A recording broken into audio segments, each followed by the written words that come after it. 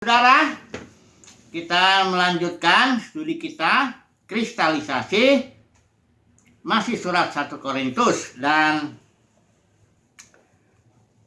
kita akan membahas masalah mengenai percabulan dan pernikahan, soal pernikahan ya, karena jemaat ini sekalipun Paulus mengatakan sudah dipanggil menjadi orang-orang kudus ya. Terus dia juga jemaat ini sudah menjadi kaya di dalam dia ya. Paulus bilang ayat 5 tuh, pasal 1. Di dalam dia kamu telah menjadi kaya dalam segala hal. Dalam segala macam perkataan, pengetahuan ya. Dan bahwa Paulus juga mengungkapkan keyakinan Tuhan. Bahwa Tuhan itu akan meneguhkan dia setia. Sehingga kamu tak bercacat ya. Nah, ini pembukaan Paulus ini bukan berarti jemaat ini tidak banyak masalah ya. Bahkan jemaat ini mengerikan ya. Ada satu masalah ini. Kita mulai dulu ya dengan masalah yang percabulan yang bahkan tidak terdapat di antara bangsa-bangsa kafir begitu ya, bangsa-bangsa yang belum percaya Tuhan. Yaitu di sini dikatakan pasal 5 ayat 1. Memang orang mendengar bahwa ada percabulan di antara kamu, dan percabulan yang begitu rupa seperti yang tidak terdapat sekalipun di antara bangsa-bangsa yang tidak mengenal Allah. Yaitu bahwa ada orang yang hidup dengan istri ayahnya. Ini bukan ibunya tentunya ya, bukan ibunya kandung, tapi ayahnya punya gundik kayak gitulah ya. Nah, jadi anak ini dia hidup bersama ya. Ini seperti Ruben yang meniduri apa ya dengan apa Bilha kalau tidak salah ya, gundiknya Yakub salah satu itu. Jadi, dan karena itu Ruben kehilangan hak kesulungan itu ya. Jadi ini dosa ini ditambah lagi permasalahannya di ayat 2. Sekalipun demikian, sekalipun ini jemaat ya, di dalam jemaat ini kasusnya ini, sekalipun demikian udah ada orang yang tidur yang hidup bersama dengan istri ayahnya. Sekalipun demikian kata Paulus, kamu sombong. Dalam arti apa? Barangkali kesombongannya ini ya karena jemaat tidak menjauhkan orang yang melakukan hal itu dari tengah-tengah jemaat itu ya. Artinya jadi biarin aja ya. Ada masalah yang kayak begitu yang ngeri banget, ya udah dibiarin aja sama jemaat itu. Artinya seolah-olah jemaat itu apa ya, memaafkan memaafkan yang salah ya. Paulus bilang, wah ini nggak bisa didiamkan begitu. Dibilang, kemudian kita lihat langsung aja ya penghakiman yang ini satu masalah ya, nanti pernikahan lain lagi. Terus Paulus bilang, sebab aku nih Paulus ini dia mendesak jemaat Korintus untuk mengambil tindakan ya, jangan dibiarkan. Sebab aku sekalipun secara badani tidak hadir, tetapi secara rohani hadir. Aku sama seperti aku hadir ya. Seolah-olah sama lah seperti dia secara jasmani hadir, telah menjatuhkan hukuman atas dia yang telah melakukan hal yang semacam itu. Bagaimana caranya? Ini Paulus bilang ya, kita harus menjatuhkan hukuman dalam arti disiplin yang keras ya. Disiplinnya ngeri nih. Ayat 4. Bila mana kita berkumpul dalam roh, ini dia yang dimaksud Paulus berkumpul dalam roh. Nanti saya mau bahas, kaitkan dulu sedikit ya. Berkumpul dalam roh dengan Ibrani 10 ayat 25 itu yang jangan kamu menjauhkan diri dari pertemuan di situ, berkumpul dalam roh itu karena istilahnya episinagoge. Nanti lah sebentar ya. Ini dulu. Sama seperti aku hadir, telah menjatuhkan hukuman atas dia yang telah melakukan hal semacam itu. Apa hukumannya? Bila mana kita berkumpul dalam roh, kamu bersama-sama dengan aku dengan kuasa Yesus Tuhan kita. Nah, ini harus dengan kuasa Yesus ini. Orang itu harus kita serahkan dalam nama Tuhan Yesus kepada iblis, sehingga binasa tubuhnya, agar rohnya diselamatkan pada hari Tuhan. Coba perhatikan ini ya, solusinya ya. Penghukuman tidak pernah bermaksud seperti ini, koreksi ya. Makanya jangan pakai istilah penghukuman. Penghakiman juga sebenarnya Alkitab selalu berbicara itu koreksi.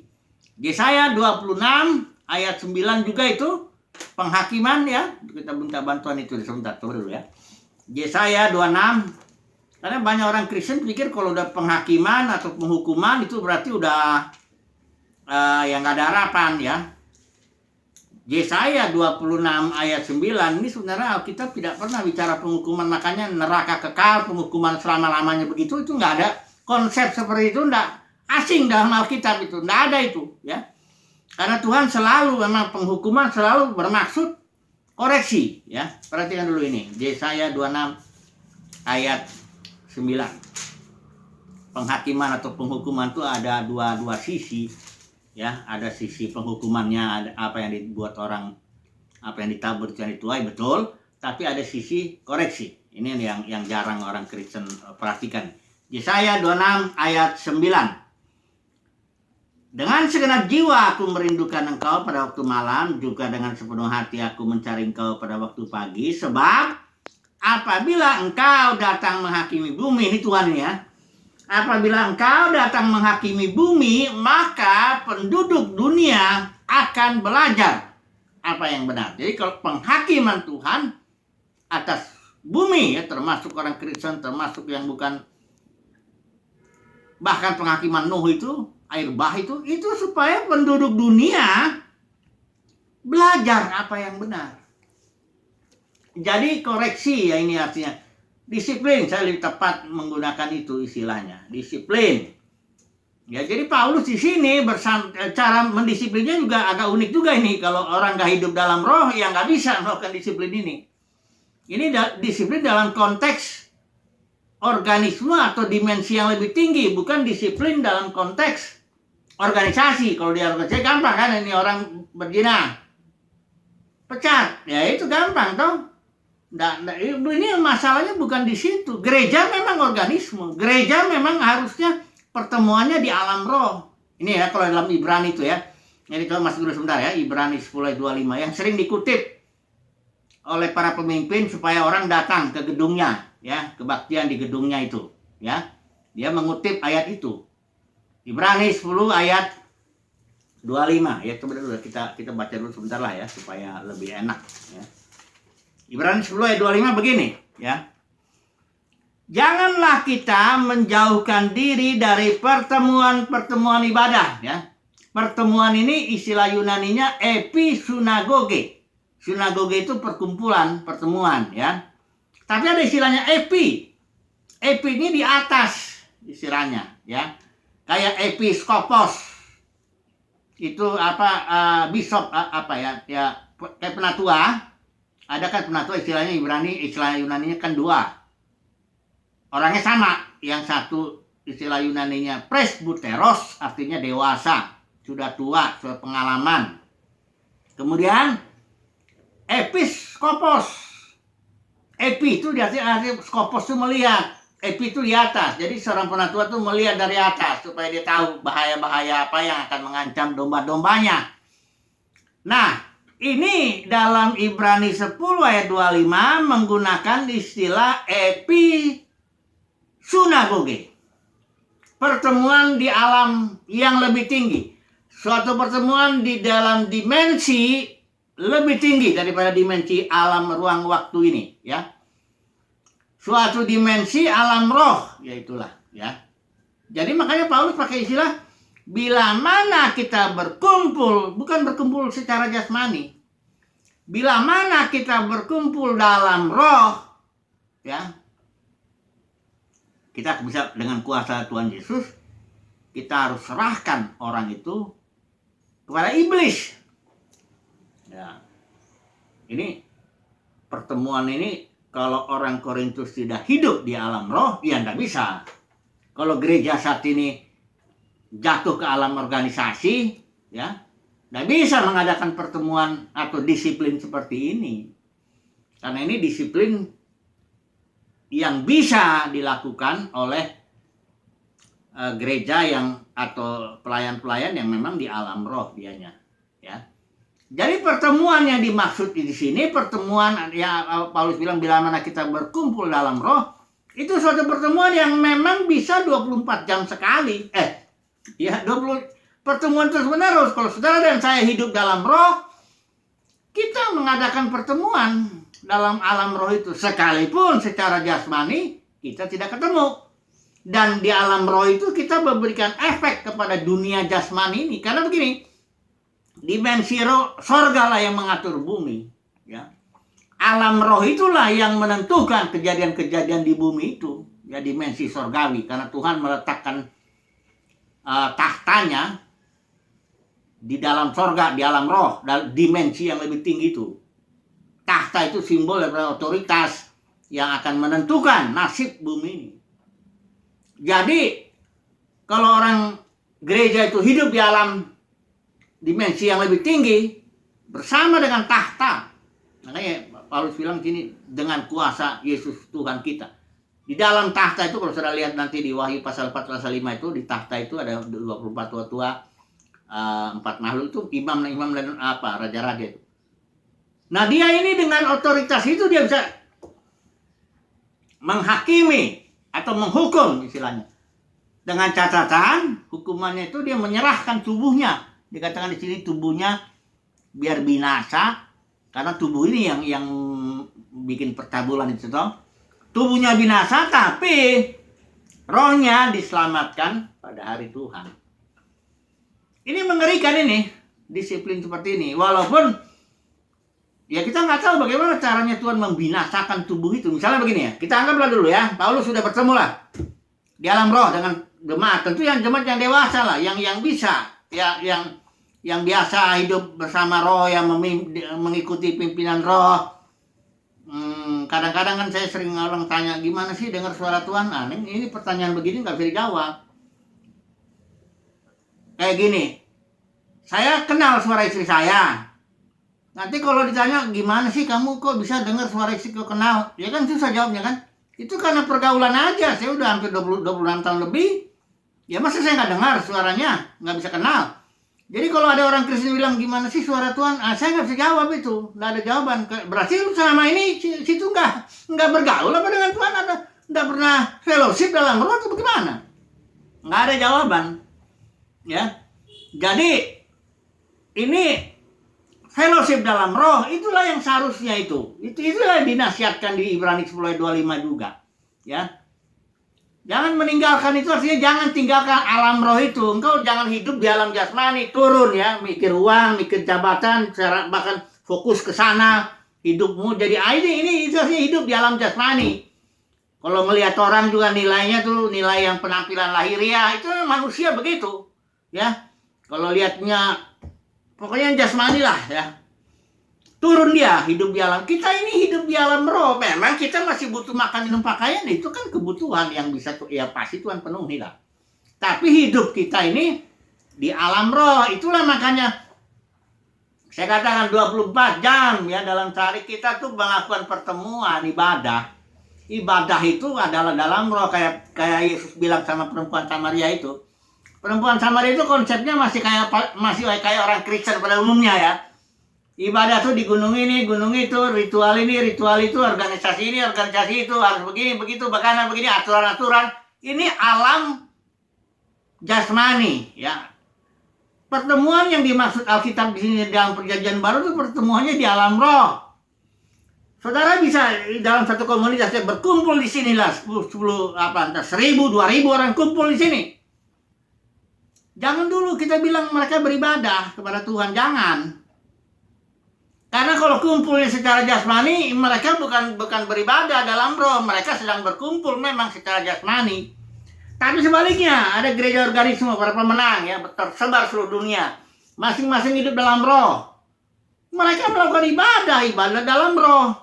Jadi hitungan kita, konsep kita tuh jangan jasmani. Ini memang agak sulit. Jadi kalau orang memang ya hidupnya di alam itu, ya mau ngomong apa kita? Itu seperti saya bilang tadi. Banyak orang tanya gimana sih dengar suara Tuhan, gimana sih ngikutin pimpinan roh. Nah, ini pertanyaan begini nggak jadi jawab.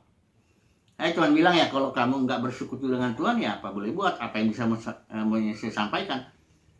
Nggak bisa kita bilang kasih metode ini mesti nomor 1 kamu begini, nomor 2 kamu begini, ketiga nggak bisa. Itu adalah sesuatu yang memang seharusnya kalau orang Kristen itu ya harusnya sudah mengenal, gitu aja.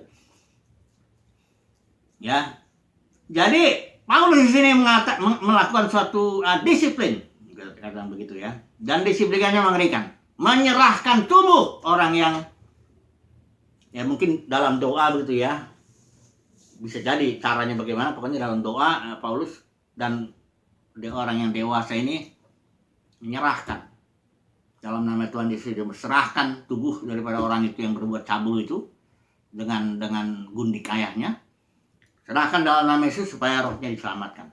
Nah setelah itu Tuhan akan bekerja, ya tentu. Nah Tuhan bekerja di alam jasmani karena sorga memerintah bumi, begitu sorga putuskan terjadi di bumi.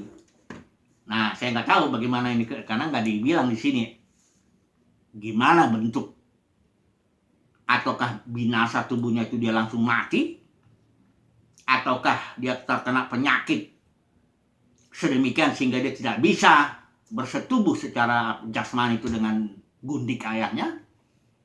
Apapun saya nggak tahu. Pokoknya intinya ini ngeri lah hukuman ini. Hukuman ini ngeri, disiplin ini ngeri. Tapi tujuannya ingat, agar rohnya diselamatkan. Nah, di sini ya.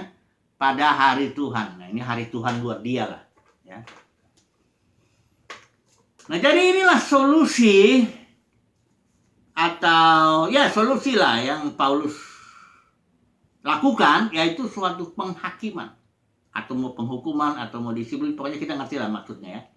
Artinya koreksi. Ya. Nah kemudian, nah di sini ada sedikit kesalahan ya, Paulus ini sepertinya memang kayaknya ada surat yang hilang ya, surat Paulus ngirim surat ke Korintus kayaknya hilang, karena Paulus bilang di dalam suratku telah kutuliskan jangan kamu bergaul dengan orang-orang cabul. Itu nggak ada ayatnya, kalau kita cari di 1 Korintus 2 Korintus itu nggak ketemu. Berarti ini surat yang hilang lah ya. Jadi Paulus nasihatin jangan kamu bergaul dengan orang yang bukan dengan orang cabul pada umumnya Paulus bilang, tapi orang dunia ya, orang dunia yang cabul itu dibilang di sini apa? Nyembah berhala, ya, cabul, menyembah berhala, kikir, penipu, tapi menyebut diri saudara, ngaku saudara gitu. Dengan orang begitu bahkan makan bersama pun jangan, kata Paulus. Alasannya ini, dengan wewenang apa? Dengan hak apa kita bisa menghakimi orang di luar jemaat? Jadi gini loh, ada orang di luar jemaat, belum bertobat ya, nggak ada hubungannya dengan Tuhan ya, walaupun dia mulutnya ngaku saudara. Nah ini, aku percaya Tuhan Yesus, aku saudaramu, ngaku dia, ya mulutnya ngaku, hatinya sih ya enggak.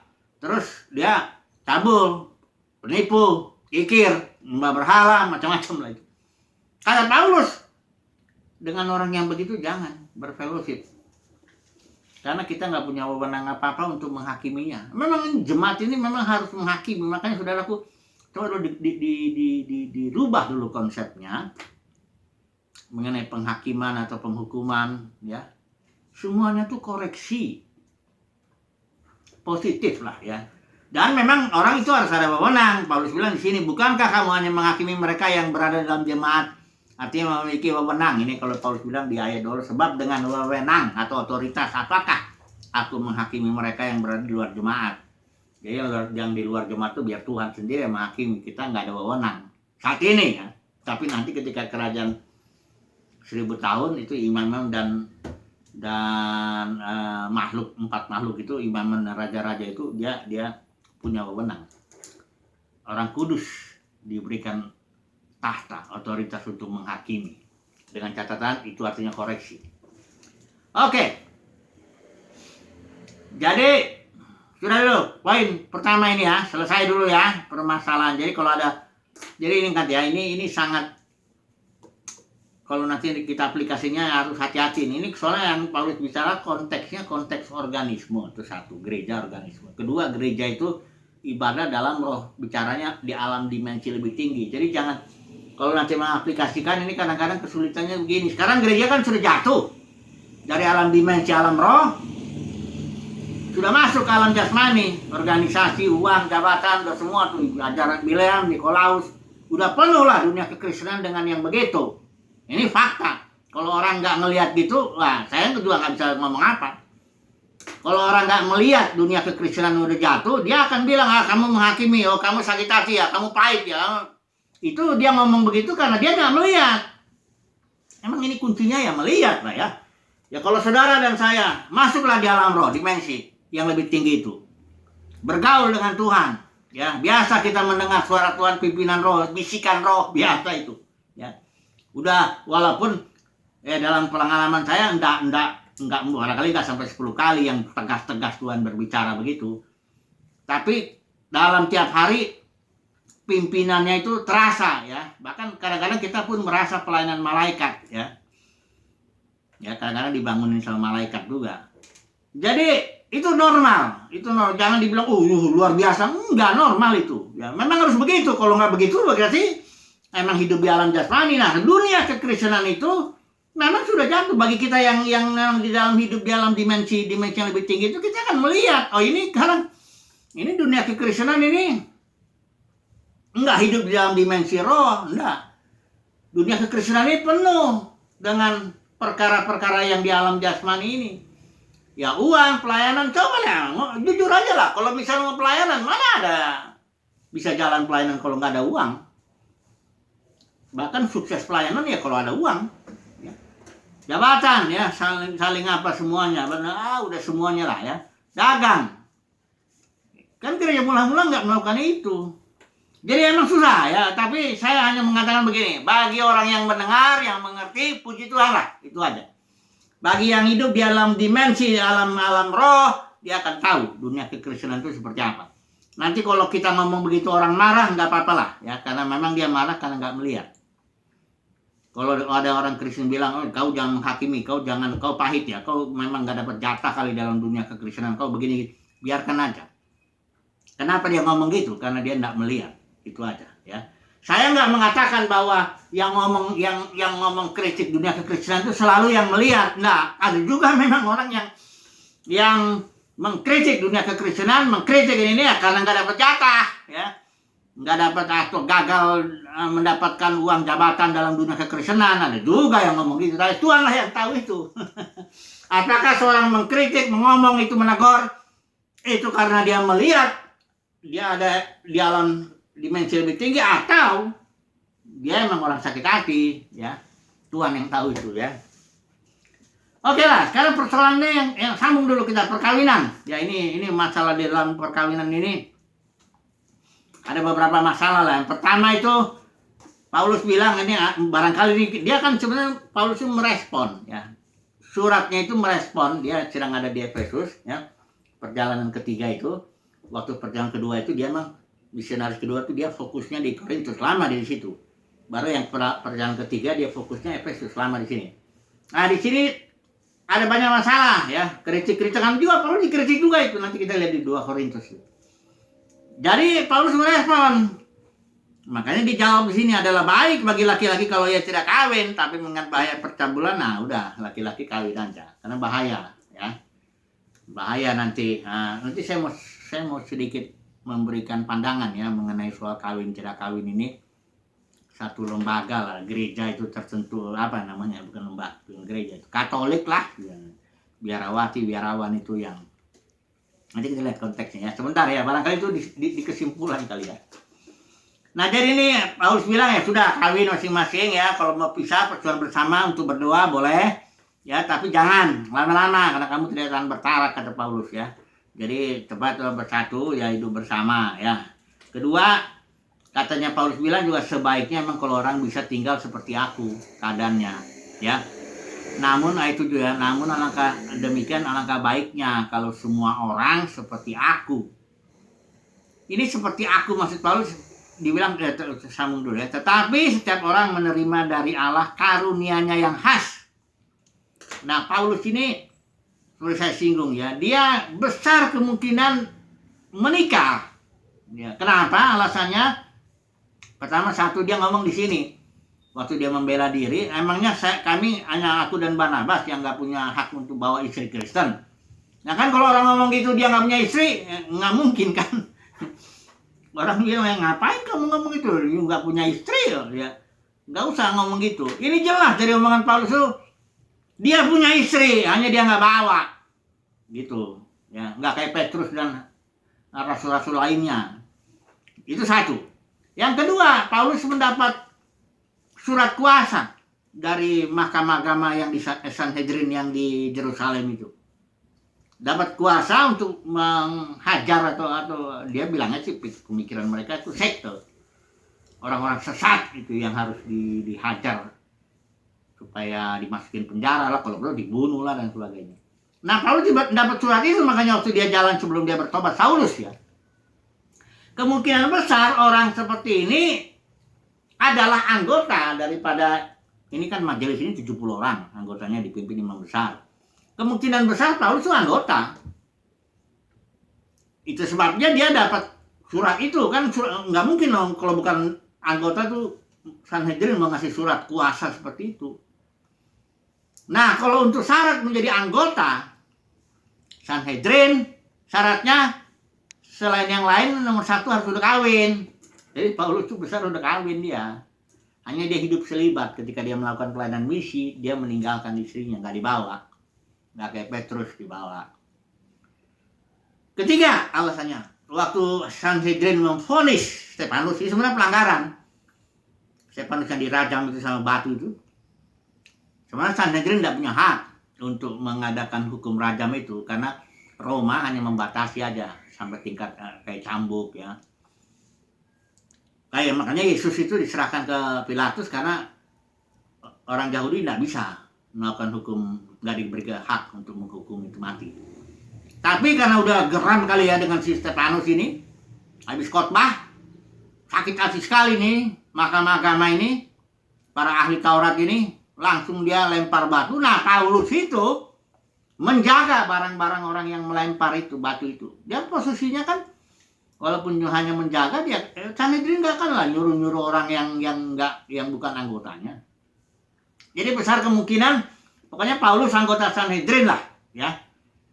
Anggota Sanhedrin, dan dia persyaratan dia sudah menikah.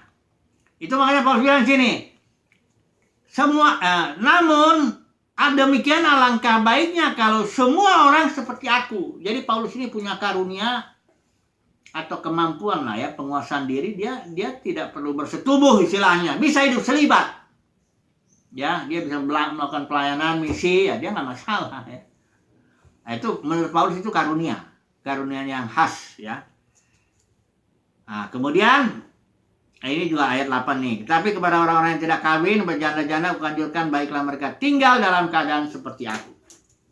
Kemudian berikut masalahnya, seorang suami jangan menceraikan istri, seorang istri jangan menceraikan suami. Kemudian ada lagi masalah yang di sini nih, pendapat Paulus, tapi dibilang sih bukan dari Tuhan. Ya, kalau ada seorang saudara beristri yang nggak beriman, laki-lakinya ini suami nggak beriman.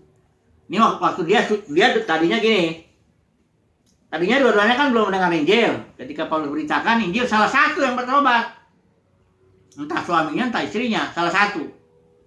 Nah, misalnya suaminya lah udah bertobat, istrinya belum, terus dia minta cerai. Nah, Paulus bilang ya sudah nggak apa-apa. Tapi Paulus bilang, ini suami ini yang sudah bertobat walaupun istrinya belum, ini menguduskan dia. Atau sebaliknya, kalau istrinya udah bertobat, suaminya belum, juga dia menguduskan suaminya. Sehingga anak-anaknya itu anak-anak kudus. Itu kata pendapatnya Paulus. Tapi di Paulus bilang, aku juga memiliki ini. Dia banyak mengeluarkan pendapat, tapi di ayat terakhir 40 itu, tetapi menurut pendapatku ya lebih berapa kalau ia tetap tinggal dalam keadaannya. Dan aku berpendapat bahwa aku juga mempunyai roh Allah. Ya, artinya pendapatnya bukan pendapat sembarangan aja. Ini pendapat orang yang memiliki roh Tuhan. Artinya dia diucapkan itu ya dipimpin Tuhan lah, kita percaya, dan ditulis di sini. Ya, ini banyak pandangan-pandangan ya. Ini misalnya, baiklah, ayat 20, baiklah tiap-tiap orang tinggal dalam keadaan seperti waktu ia dipanggil Allah. Misalnya begini, dulu kan biasa istri bisa lebih dari satu. Jadi dia, ini suami, istrinya dua, belum bertobat, tiba-tiba datang Injil, bertobat dia, ya. Ini bagaimana? Sementara firman Tuhan bilang kan, istri ya satu, Adam dan Hawa itu kan satu-satu tuh. Nah, ini sekarang ada dua ini. Paulus ngasih nasihat, hendaklah orang itu hidup dalam keadaan waktu dia dipanggil.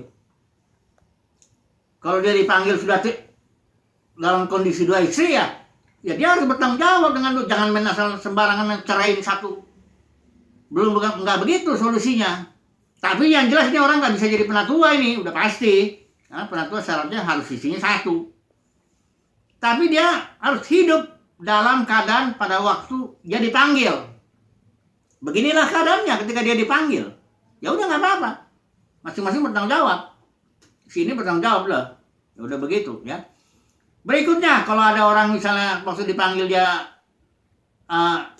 udah pacaran sebelum bertobat gitu, dipanggil dia dalam kondisi begini. Nah, Paulus bilang ya baik kalau dia nggak usah tetap dalam keadaan begini, nggak usah menikahi gadisnya. Tapi kalau menikah nggak salah, tapi kalau tidak menikah, udah menguasai diri, itu lebih bagus, kira-kira begitu. Ini memang lucu ya, permasalahan-permasalahan soal-soal seperti ini ya. Tapi ya itulah, oke lah. Jadi ini ada lagi satu lagi nih, mencari keadilan kepada ini 6 ayat 7 ya. Mencari keadilan ini sudah ya, ini ya. Ada orang berselisih mencari keadilan kepada orang-orang yang tidak berarti dalam jemaat atau orang luar ya. Paulus bilang, kamu nggak sadar apa? Kamu itu akan menghakimi malaikat, kamu akan, dan kita tahu lah ya, setelah di zaman ini para pemenang itu diberi hak otoritas untuk menghakimi. Dalam arti nggak ada koreksi ya, dalam, bukan hanya ya disiplin lah ya. Sebagai imam-imam dan raja-raja. Oke. Sekarang kita, sepertinya sudah habis, sudah waktunya kita ambil kesimpulan ini coba. Ya. Ambil kesimpulan dulu. Ini sudah 20 menit belum? Sudah. Hampir ya. Oke, kita ambil kesimpulan dulu. Kalau kita mau kesimpulannya berupa aplikasi. Aplikasi. Penerapan. Setelah tahu ya, kalau kita ambil ya, ini kan sedikit sosialisasi, kita ambil lah prinsip-prinsip, katakan begitu ya, firman Tuhan. Dengan sangat harus memperhatikan konteks. Nah ini yang saya mau bilang, ini konteksnya adalah konteks gereja sebagai organisme. Bukan sekarang. Karena sekarang waktu kita mau terapkan lah ini ya, message-nya, pesannya ini, kita mau masukkan lah. Ingat ini, gereja sekarang sudah pecah menjadi 5.000 organisasi yang lebih ya. Dan terus perpecahan itu berlangsung. Bagaimana kita menerapkan ini? Karena Paulus bilang disiplin ini satu jenis, itu disiplinnya di alam alam sinagoge itu apa ya? Alam dimensi roh. Jadi enggak, bagaimana menerapkannya kepada gereja yang sekarang sudah jatuh dalam organisasi? Ya. Apa sih sebenarnya orang nggak ngerti apa sih, kenapa sih emang gereja diorganisasikan emang salah? Salah. Kenapa? Karena kalau gereja adalah organisme, sistem pemerintahan yang masuk itu sistem pemerintahan Tuhan, Roh Kudus yang berkuasa. Makanya di Korintus itu ada 70 kali Roh Kudus mengatur jemaat. Semua dipimpin Roh. Roh Kudus berbicara, Roh Kudus memimpin, Roh Kudus melarang, Roh Kudus bisikan roh, itu 70 kali. Jadi kalau gereja sebagai organisme, gereja diatur Roh Kudus. Ada pemimpin nggak? Ada. Paulus rasul, semua rasul-rasul dan juga apa ada. Tapi mereka menjadi teladan. Ya. Dan keuangan kalau Roh Kudus yang mengatur lebih banyak dipakai untuk orang-orang kudus yang kekurangan, janda-janda apa semua gitu. Sekarang gereja jatuh menjadi organisme. Kenapa? Karena masuk sistem pemerintahan manusia ke dalam itu. Bukan gereja sekarang, denominasi sekarang gak ada Roh Kudus, bukan. Jadi campur. Ada pemerintahan Roh Kudus, ada pemerintahan manusia. Nah ini yang menjadi ruwet, makanya istilahnya Babel. Campur, kacau. Begitulah bagaimana menerapkannya ini. Saya mau bicara ini menantang saudara untuk ya bahwa tidak segampang itu menerapkan. Lagi nggak mungkin kok diterapkan ini. Artinya dimensi roh. Paulus mengadakan episinagoge dengan beberapa yang dewasa barangkali kan, dan dia memvonis orang itu binasa tubuhnya supaya rohnya selamat. Kan nggak bisa dalam konteks organisasi. Gimana caranya? Nah, dalam konteks organisasi ya bisa kalau dia punya jabatan ya dipecat. Ya udah. Ya begitulah barangkali. Tapi menurut saya itu bukan aplikasi daripada firman Tuhan ini. Ini sudah nggak mungkin lagi diaplikasikan karena di sini konteksnya dimensi alam roh, mendisiplin dengan menyerahkan tubuh rohnya selamat. Konteksnya itu alam roh masuk ke dalam alam jasmani. Mana bisa lagi? Ya. Ini silakan aja. Jadi saya hanya mau bicara bahwa tapi kalau para pemenang ya bisa. Yang hidup di alam dimensi ini bisa dia melakukan dalam doanya, dia berdoa supaya orang itu, Tuhan tolonglah supaya orang itu yang melakukan percabulan tingkat yang kayak begini nih, supaya binasa tubuhnya, supaya rohnya diselamatkan. Ya berlaku. Ya, karena memang dia hidup di alam dimensi roh itu. Satu lagi saya mau komentar ya, ini kesimpulan juga lah, tapi ini berupa aplikasi lah. Gini nih. Saya melihat satu kesaksian biarawati. Biarawati ini orang pintar lah ya kelihatannya, karena itu jelas ya, dia lulusan di sini S1-nya bagus lah, dari TB kalau nggak salah. Terus dia sekolah di Amerika S2 kalau nggak salah ya, saya lihat S2 S3-nya Harvard ya, Harvard atau mana, Cambridge atau mana. Pokoknya universitas terkenal lah. Dengan lulusan terbaik dia. Jadi dengan S3 pulang ke Indonesia dan dia jadi biarawati di sini di Indonesia. Artinya biarawati itu kan tidak menikah begitu ya. Nah, dia mengutip ayat-ayat dalam kesaksiannya itu. Bentuknya TikTok kalau nggak salah, hanya sebentar.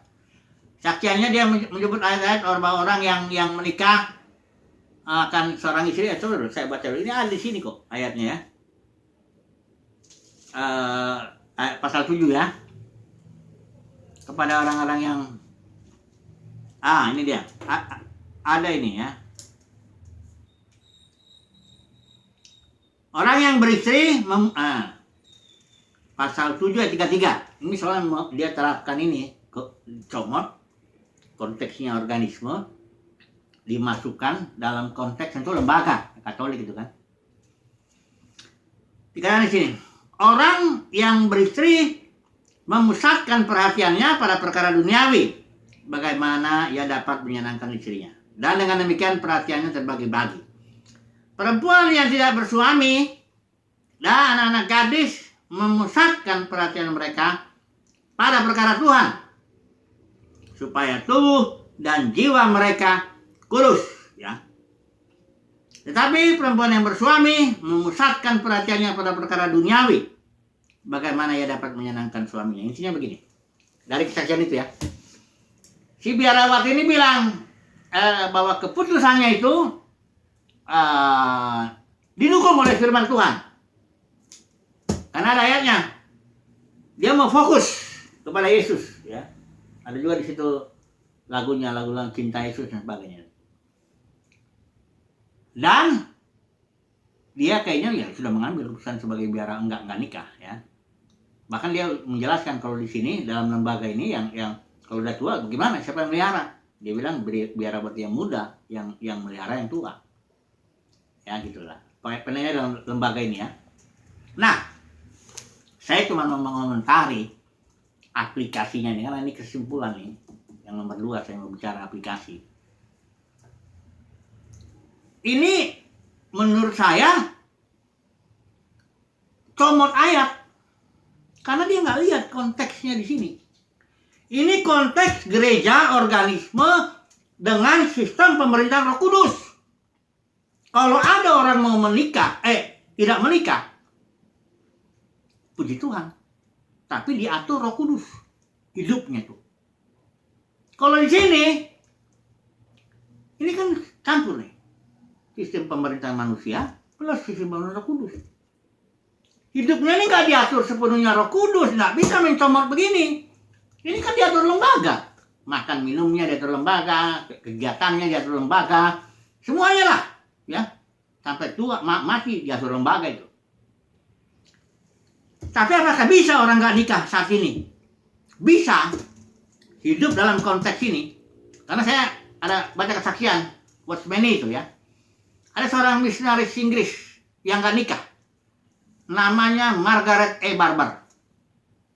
Dia tidak nikah dan dia hidup dalam konteks organisme.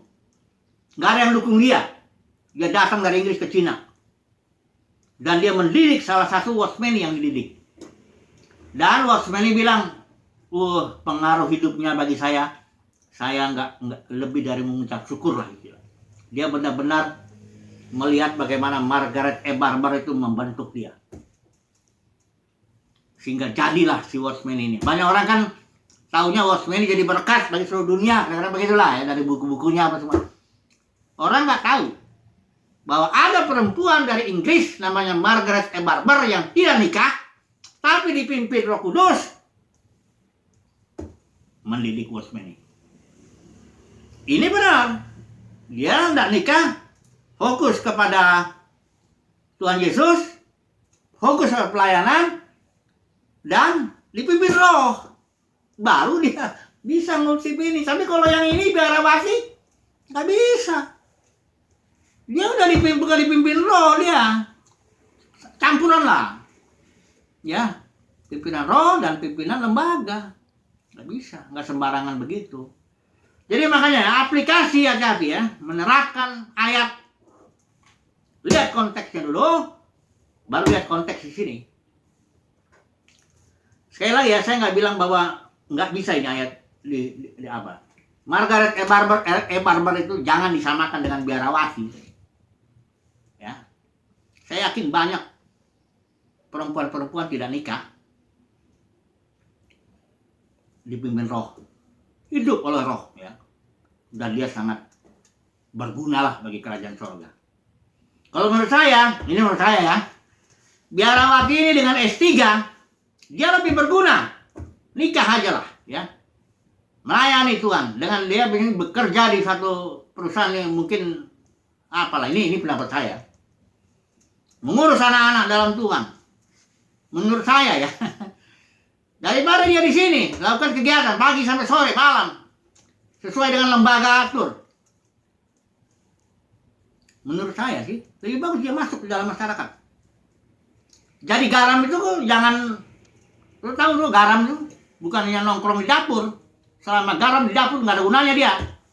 Tapi kalau dia masuk ke dalam makanan di meja, baru dia orang ngerasain asin, mantap. Jadi menurut saya, ini menurut saya, ya, terserah dia merasa dipimpin Tuhan begitu ya silakan aja. Tapi menurut saya dia nggak boleh mengutip ayat ini sembarangan dan masuk ke dalam konteks lembaga. Oke lah, begitulah kali ini. Besok kita sambung lagi studi kita. Haleluya, amin.